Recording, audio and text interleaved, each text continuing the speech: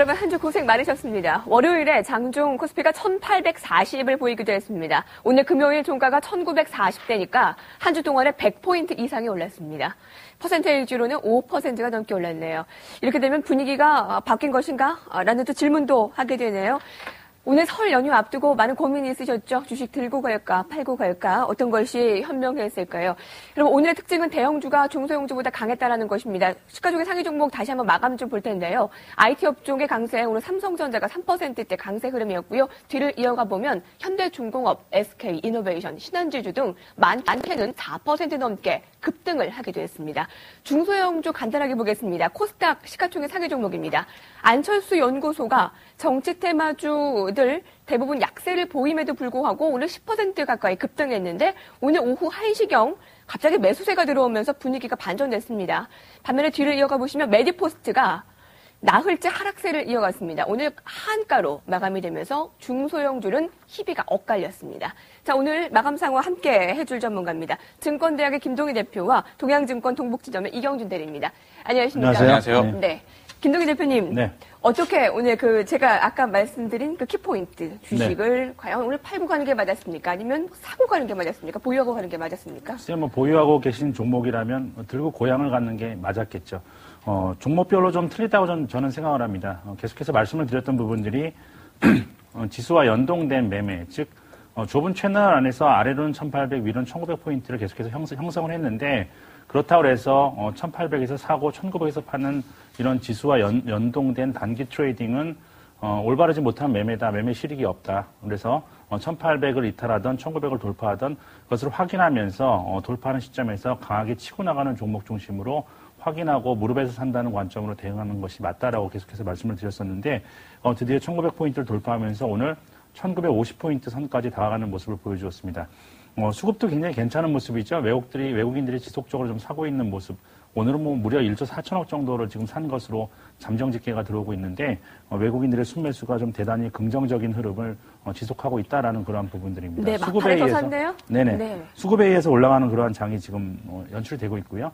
단 한 가지 좀 부담스러운 부분들은 외국인들이 한국을 사는 게 아니라 지금 삼성전자를 사고 있다라고 좀 볼 수가 있겠습니다. 그렇기 때문에 죄송합니다. 여전히 삼성전자 이외에 시장을 리드할 만한 업종이 아직까지는 확연하게 좀 드러나고 있지 않은 부분들이 좀 부담스러운 국면이고요. 그렇다고 해서 최근 들어서 강세를 보여주고 있는 금융주들, 증권주라든지 은행주들이 시장을 이끌어 나갈 가능성은 거의 없기 때문에 추가적으로 IT주가 됐던 자동차주가 됐던 시장의 주도주가 명백하게 부각이 되어야만 추가적 상승이 좀 가능하다는 관점에서 우리가 접근을 해볼 수가 있겠습니다. 때문에 지금처럼 낙폭과대 전 업종군들이 돌아가면서 상승하는 장세, 삼성전자만의 리그가 이어진다면 좀 에너지가 소진될 가능성이 있다라는 부분도 염두에 두시고요. 그렇지 않고 주도주가 뚜렷하게 부각이 되면 추가적 상승이 가능하다라는 관점으로 접근하시기 바랍니다. 네. 주도주가 부각이 된다면 더 추가 상승이 가능하고 그렇지 않으면 에너지 소진에 대한 의견도 주셨는데요. 이경준 대리님, 설 연휴 앞두고 코스닥은 코스피와 아주 상반되는 모습을 보였습니다. 연말 연초를 이끈 건 분명히 코스닥이었는데 분위기가 바뀌었다라고 볼 수 있는 그렇죠. 겁니까? 가장 중요한 부분은 예전에도 말씀드렸지만 선순환이라는 것에 대한 의미일 것 같습니다. 순환이라는 건 돌고 돈다라는 부분이거든요. 우리가 코스피와 코스닥에 대해서 나누곤 합니다만 가장 중요한 것은 지금 시장은 유동성에 기반한 단기 반등에 대한 랠리이기 때문에 코스피, 코스닥이 중요한 것이 아니고 얼마나 많이 빠졌냐 또는 얼마나 많이 올랐냐에 대한 부분인 것 같습니다. 즉 수익 실현 관점에서는 개별주나 혹은 대형주나 오른 것들에 대해서는 매도가 나갈 거고요. 반대로 못 오른 것에 대해서는 매수가 나갈 겁니다. 어제 같은 시장을 하더라도 교육 관련주 테마가 올라갔었던 부분이 있습니다. 그렇기 때문에 향후 시장은 개별주냐 코스피냐의 어떤 두 가지 관점이 아니라 양극화된 관점이 아니라 어떤 종목이 덜 올랐냐의 관점에서 보셔야 될 것 같고요. 중요한 부분이 외국인의 매수 같습니다. 외국인의 매수는 저번에도 말씀을 드렸지만 실질적으로 비어있는 펀드에서 현금 부분에서 일부분 채워나가는 과정입니다. 그렇기 때문에 삼성전자 쪽에 많은 자금이 들어온 부분일 수 있고요. 물론 오늘은 아주 많은 자금이 들어왔습니다. 그래서 과연 이것이 정말로 펀드의 매수 자금을 채우는 부분이냐 아니면 시장을 좋게 보는 자금이냐라는 생각에 대해서 의문을 갖게 하지만 아직까지 제 개인적인 생각은 시장에서 미국과의 괴리를 좁히기 위해서 펀드 중에서 현금 비중을 줄여나가는 과정으로 생각을 하고 있습니다. 왜냐하면 주도주란 것은 특정 부분에 있어서 지속적인 매수가 들어와서 전체 시장을 이끌어 나가야 되는데 아직까지는 순환 관점이 있기 때문에 그런 생각을 하게 된 거고요. 네. 외국인의 매수만 가지고 본다라면 시장에 대해서 얼마나 올라갈 거라는 사실 그분들이 많으실 것 같아요. 제가 보는 관점에서는 옵션 포지션을 추측을 한다라 그러면 사실 270까지도 오늘 같은 경우에는 외국인이 상향 베팅을 했습니다. 지수를 표현하자면 2000이 넘어갈 수 있는 지수긴 합니다. 유동성장에서 사실 고점을 논하는 건 상당히 어려운 부분입니다. 그래서 지금 같은 경우는 현금과 주식의 비중을 어떻게 가져가냐가 중요할 것 같아요. 저 같은 경우는 지금 현금을 30% 정도는 가지고 있고요. 주식 보유율이 70 정도입니다. 이렇지 않고 주식과 현금이 예를 들어서 주식이 더 많다라고 하는 분들이 있을 것 같은데 그런 분들은 시장에서 냉정해야 된다고 생각을 합니다. 지금 바닥에서 대형주라 하더라도 30% 이상 오른 종목이 많습니다. 그런 종목들은 일부분 수익 실현을 하셔야 되는 게 맞다라고 생각을 하고 있습니다. 네, 그렇군요. 네. 오늘 상승을 이끈 업종들을 좀 더 자세하게 보겠습니다. 아까 잠깐 IT를 언급을 해주셨습니다만 미국에서 참 좋은 소식들이 많이 들립니다. 경제 지표도 연일 우호적인 모습이고 또 인텔과 IBM 대형 IT주들이 실적을 냈는데 호실적을 냈습니다. 오늘 IT를 이끈 배경 중에 하나였는데 자 이렇게 되면 주도 업종이 아까 말씀하신 IT가 될 가능성도 없지 않습니까? 그렇죠. 물론 그 가능성은 있는데 전반적으로 우리가 나눠서 생각해야 될 필요가 있겠다. 저는 항상 지금 종목 장세다라고 말씀드리는데 대형주 안에서도 수익률이 극명히 갈리는 부분이죠. 낙폭과대에 따른 기술적 반등을 구가하고 있는 종목이 있고 삼성전자처럼 지속적으로 신고가 국면에 도전하고 있는 국면이 있고 종목별 온도차가 명백하게 나눠지고 있는 그러한 상황입니다. 미국 모멘텀은요.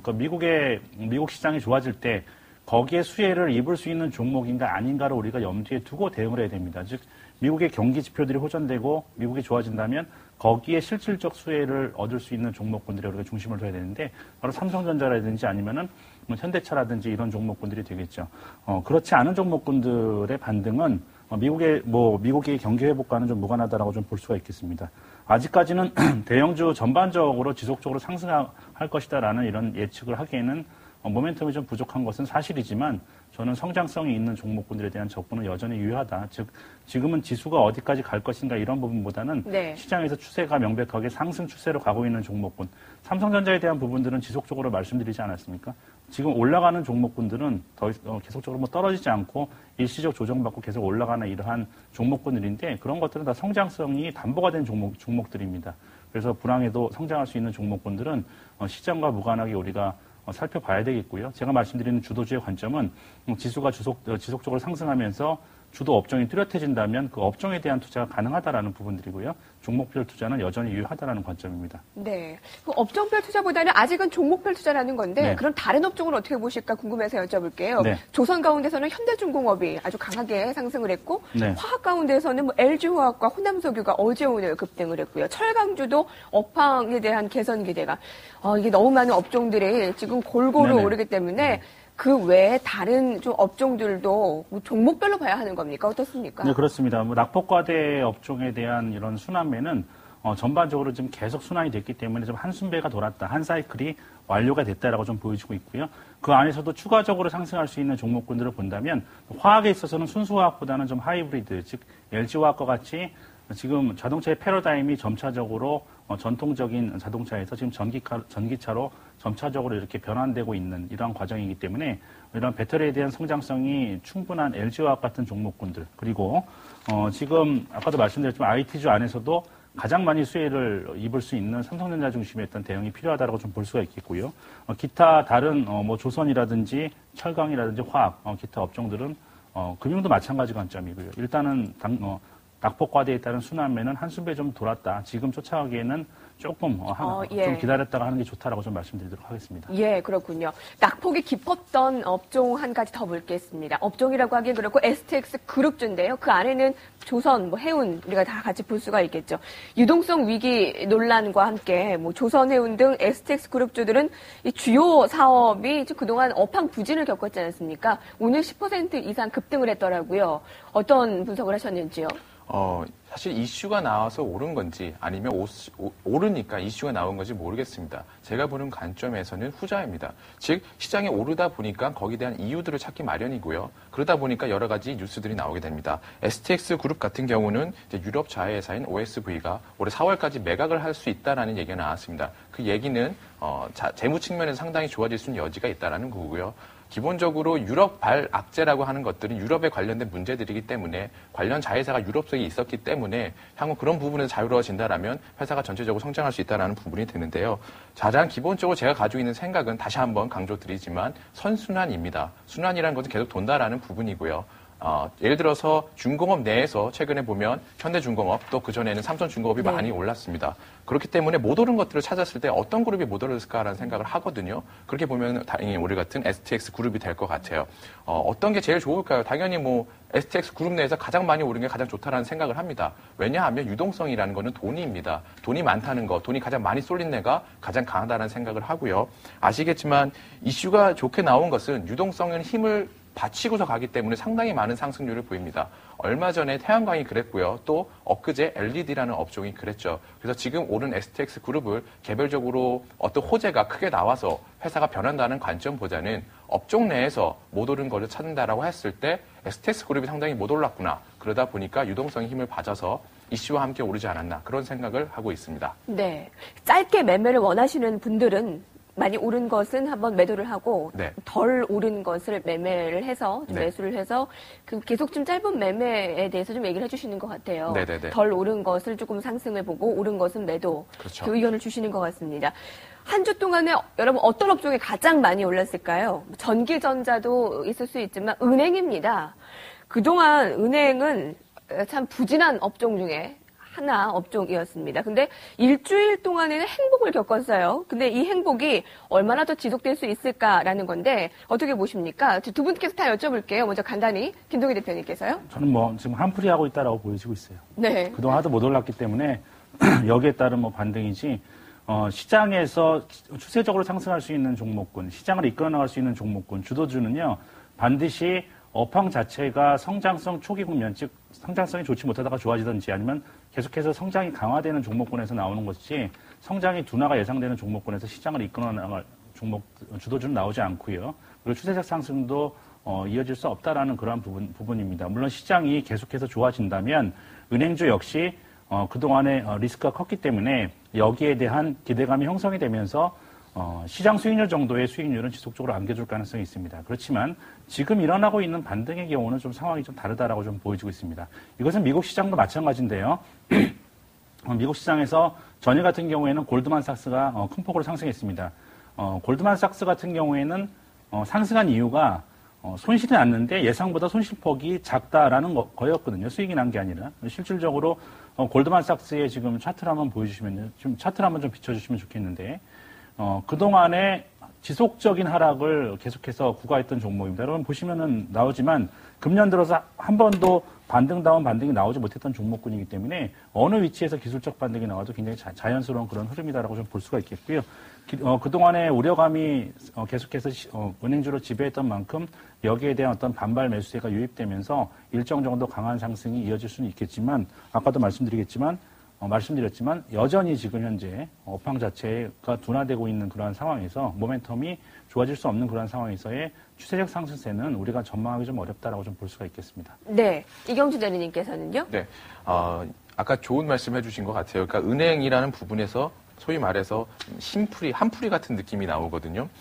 유럽도 은행주들이 많이 상승을 했고요. 미국 같은 경우도 투자은행 중심, 골드만삭스나 그런 것들이 많이 상승을 했습니다. 공통의 이슈가 뭘까요? 제가 봤을 때는 바로 싸다는 것 같습니다.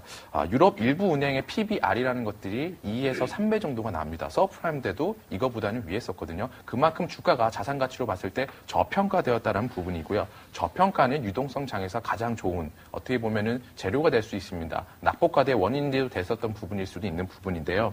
최근에 보시게 되면 유로화가 반등을 했습니다. 구리 같은 상품들도 반등을 하고 또한 신용경색 지표가 하락을 했는데요. 신용경색 지표는 쉽게 말하자면 은행이 은행 간에서 대출을 받을 때 자금을 융통시킬 때 쓰이는 지표입니다. 예를 들어서 유리보 OI 스프레드나 3개월 유로 달러 스왑 금리 말씀이 어려운데요. 쉽게 얘기해서 돈 빌릴 때 얼마나 싸게 빌리냐 이겁니다. 굉장히 낮아졌거든요.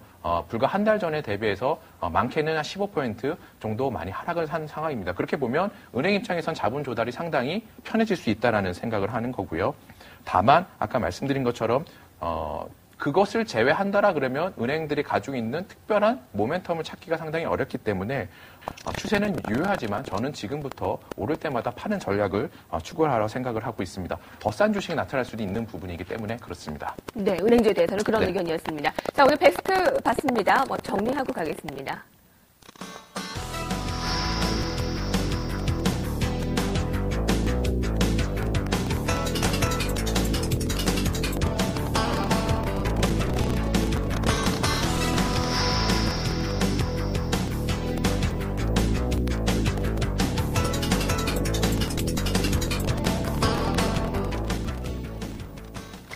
투자자라면 한 번쯤 설 연휴를 앞두고 주식을 보유할지 현금화할지 고민하셨을 겁니다. 근데 그 배경 중에 하나가 우리가 쉬는 동안 해외에서 어떤 일이 벌어질지 모르기 때문이죠. 남아있는 국제 변수 전망을 어떻게 해볼 수가 있습니까? 김동희 대표님.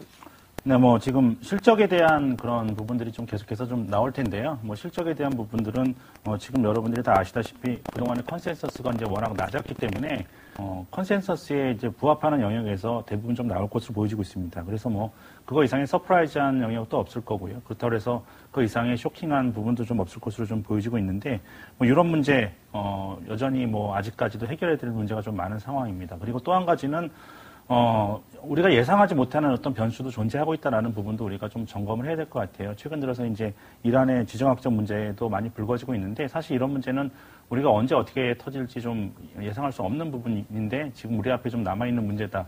우리나라 시장에서는 좀 많이 간과하고 있지만 이러한 부분이 좀 불거지면 좀 상당히 시장에서 좀 영향을 받을 수 있는 영역이 우리나라는 존재하고 있다는 부분도 좀 염두에 두셔야 될 것 같고요. 중국 관련 모멘텀 같은 경우에는 네. 우리가 기대감으로 적용을 할 수 있겠지만 실질적으로 그동안 막연하게 중국 관련주라고 올라갔던 종목군들은 조금 이제부터는 좀 조심해야 될 때다라고 좀 보여지고 있습니다. 어느 정도 좀 식상한 부분에 좀 들어섰기 때문에 실질적인 수혜를 입을 것으로 예상되는 것 이외에 덩달아서 좀 올랐던 중국 수혜주들에 대해서는 이제 기정사실화의 관점에서 좀 받아들이는 것이 옳다라고 좀 보여지고 있습니다. 네. 알겠습니다. 아까 중국에 대한 얘기를 해주셨습니다만春절 전후로 지준율 인하 기대를 했는데 그렇게 빨리 오진 않았네요. 아직도 어떻게 될지 모르겠지만요. 그렇죠. 그럼 중국 관련주에 대한 기대감이 너무 컸던 건 아닌가라는 질문이 있더라고요. 어떻습니까? 중국 증시가 바닥에서 보면 많이 상승을 했습니다. 기대감이라는 것은 향후에 올 수도 있고 안 올 수도 있는 부분이거든요. 물론 우리가 어떻게 해석하냐에 따라 틀립니다. 물론 여러 가지 지표들, 중국과 관련된 구리 관련돼서 정말로 많은 상승률을 보이고 있기 때문에 경기가 살아난다는 기대감에 대해서 지금도 지속이 되고 있습니다. 여기서 우리가 냉철해야 될 부분은 그것입니다. 과연 주가가 중국 관련 기대감으로 관련 업종에서 밑에서부터 얼마나 올랐냐는 건인데요. 오늘 LG화학이나 호남석유 그리고 그동안 오르지 못했던 금호석유 등도 상당히 높은 상승률을 보였습니다. KP 캠핑칼 같은 회사들도 그랬고요. 결과적으로 적게는 한 15%, 많게는 25% 정도까지 오른 것들이 있거든요. 기대감 중에서 현실화가 된 것은 하나도 없습니다. 그렇다면 그거에 대한 목표를 얼마나 두었어야 할까 생각을 했을 때 저는 20% 이상이면 30% 정도면 그 정도 기대감이면 충분히 시장에 반영이 되지 않았나라는 생각을 해서 김동희 대표님 말씀하신 것처럼 지속적으로 기대감만 가지고서 계속적으로 가져갈 것이 아니라 수익을 챙기셨다라면 어느 정도 이익 실현을 하셔야 될 거고요. 손실이 어느 정도 회복하셨다라면 현금화를 하신 이후에 향후 실질적으로 정책들이 어떻게 변하냐에 따라서 그걸 확인하시면서 비중적인 부분에서 조절을 하시는 게 맞으실 것 같고 실질적으로 중국과 관련해서 옥석 가르기도 필요하다는 생각을 합니다. 분명히 같은 업종 내에서도 더 좋은 종목, 약한 종목 나눠져 있습니다. 우리가 롱숏이라는 전략을 통해서 상대적으로 오른 건 팔고 떨어진 건 사기도 합니다만 그런 부분들이 기본적으로는 모든 것들이 기대감과 관련된 것들이기 때문에 지금은 아까 말씀드린 것처럼 일부분은 기대감이 다 반영돼서 결론적으로 정리를 해야 될 시점이 아닌가 생각을 하고 있습니다. 네. 자, 이제 나흘간의 공백기를 거치고 설 연휴 이후에 1950에서 우리는 새 출발을 하게 됩니다.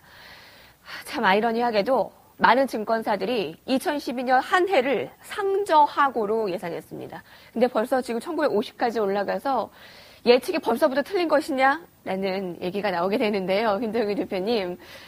참 어떻게 봐야 할지 모르겠습니다. 지금 증권사들의 의견을 종합해 보니까 어제도 말씀드렸습니다만 우리투자증권과 대신증권에서는 1950까지는 열어놔야 된다 했는데 벌써 1950을 하루 만에 뛰어넘었고요. 신한금융투자에서는 코스피 설 이후에도 상승 흐름은 이어질 것이다라고 판단을 했습니다. 조금은 좋은 쪽으로 얘기를 많이 하고 있군요. 김동희 대표님께서 한마디 해주시죠. 네, 이번 다음 달에 증권사들의 컨센서스가 기대가 되는데요. 아마도 증권사들이 지금 올라가고 있는 또 추세를 믿고 보나마나 또 이제 굉장히 지수의 이제 기대치를 높일 텐데 만약 그렇게 됐을 때 또 어떻게 움직일지 좀 궁금합니다. 작년 그 상반기가 끝나고 나서 상반기 굉장히 좋게 끝났죠. 그리고 하반기에 증권사 리서치센터에서 나온 그러한 종합주가지수 전망을 보면 상당히 좋을 것이다. 그리고 2,800포인트까지 제시했던 이러한 그 리서치 센터가 있었는데 결과적으로 1,800포인트에 끝났으니까 6개월 전망치가 1,000포인트가 차이가 난 거죠. 이번에 그 2012년을 예상하면서도 상저하고를 다 예상했는데 지금 벌써부터 좀 반대로 가고 있고요. 지난 옵션 만기일 때도 프로그램 매물 부담이 많기 때문에 지수가 부담을 많이 받을 것이다라고 했는데 이구동성으로 얘기했는데 그날 또 많이 올라갔습니다. 그래서 전망이라는 것은 이구동성으로 많은 사람들이 입을 모으면 시장 반대로 가게 돼 있는 것이 일반적이기 때문에 우리가 그 어떤 전망에 의존할 필요는 없다라고 좀 보여주고 있겠고요. 중요한 것은 이제 수익을 내는 부분들인데 우리가 이제 어떠한 종목을 택했느냐에 따라서 지금 시장은 아주 극명하게 지금 차이가 나고 있습니다. 네. 작년 8월 이후에 다 대형주들이 못 올라갈 때도 삼성전자 같은 경우는 지속적으로 올라왔죠. 시장과 무관하게 삼성전자는 계속해서 올라왔습니다. 마찬가지 관점으로 앞으로도 종목 장세가 당분간은 지속이 될 수밖에 없고 그건 거래소든 코스닥이든 마찬가지입니다. 그렇지만 지금 일단은 시장이 채널을 뚫는 상태이기 때문에 지금 여기서부터는 이제 어떻게 전개될지는 아무도 모르는 상황인데 만약에 시장을 주도하는 업종이 탄생한다면 그것은 시장이 조금 더 갈 수 있다. 추세적으로 좀 더 갈 수 있다라는 부분들을 우리가 이해를 하면 되시고요. 그렇지 않고 계속적으로 지금과 같은 업종들의 순환매 내지 삼성전자에 의존한 장세가 전개가 된다면 시장의 좀 에너지는 소진될 수 있다는 부분들을 염두에 두시고 대응을 하시면 될 것 같습니다. 단 중요한 거는 거래소가 됐던 코스닥이 됐던 금년도에 불황에도 성장성이 뚜렷할 것으로 예상되는 종목군들에 대해서는 지속적으로 초과 수익을 줄 것으로 예상이 되고 있기 때문에 시장과 무관하게 여러분들이 접근하실 것을 다시 한번 강조드리도록 하겠습니다. 네. 성장성이 뛰어난 종목들은 시장에 관계없이 보유를 해야 된다라는 말씀이시군요. 그리고 보유 주식은 가지고 고향에 가자라는 의견을 주신 바 있습니다. 이경수 대리님께서도 증권사에 계시기 때문에 얘기를 해주시죠. 가장 중요한 것은 제가 생각하는 것은 그겁니다. 과연 현금과 주식의 비중이 어떻게 되느냐. 지금 시장에서 가장 어려운 분들은 주식이 100% 혹은 현금의 100% 있으신 분들이거든요. 너무 큰 욕심을 버리시라고 저는 말씀드리고 싶어요. 우리가 1부터 100까지 모두를 먹기는 상당히 어렵습니다. 그렇기 때문에 조금 욕심을 버리시고 현금을 적절히 비중해서 가신다라면 사실 지금 주식이 올랐다 하더라도 크게 부담스럽지는 않으실 것 같거든요. 그 다음 문제가 이제 어떻게 해서 먹을 거냐인 부분인 것 같습니다. 시장은 생각보단 좋은 것 같습니다. 유럽에 대한 부분들이 상당히 많이 알려져 있는 상황이고 사실 그리스를 제외하고서 더 이상 커질 수 있는 것들이 뭐가 있을까라고 생각이 드는 정도이기 때문에 연휴 이후에도 크게 나빠질 만한 부분들은 네. 없거든요. 최근 몇 가지 지표들이 좋은 게 있습니다. 독일의 10년 만기 국채, 미국의 10년 만기 국채가 어제 조금 수익률 보면 떨어졌죠. 즉, 네.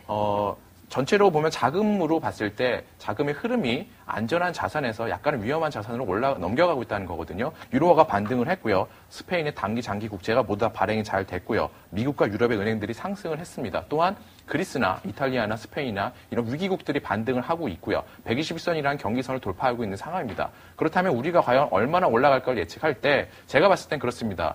외국인 투자 입장에서는 분명히 미국보다 한국은 좋은 시장은 아니고요. 그리스나 이탈리아 같이 문제가 된 국가들보다는 한국이 좋을 것 같습니다. 그렇다면 서로 간의 상대적인 비교를 통해서 적정 수준을 찾는 그런 시도들이 지속되면 좋을 것 같고요. 말씀드리지만 현금이 30%, 주식이 70%를 가지고 있으시고 개별주를 하신 분은 사실 이번 주는 재미가 없으셨을 거예요. 그러나 항상 재미없는 건 아니거든요. 순환이라는 것은 계속 돕니다. 그렇기 때문에 개별주가 올 수 있는 시장이 다음 주에 올 수도 있고 그 다음 주에 올 수도 있습니다. 그렇기 때문에 가지고 있는 것들에 대해서 어떻게 할지 미리 전략을 잡으셔서 수익을 조금 덜 보신다 생각하고 가지고 가신다라면 1월장 대응하기 어렵지 않을 것 같습니다. 네, 알겠습니다. 자, 지금까지 증권대학의 김동희 대표와 동양증권 동복지점의 이용준 대리와 함께했습니다. 두 분 감사합니다. 네, 감사합니다.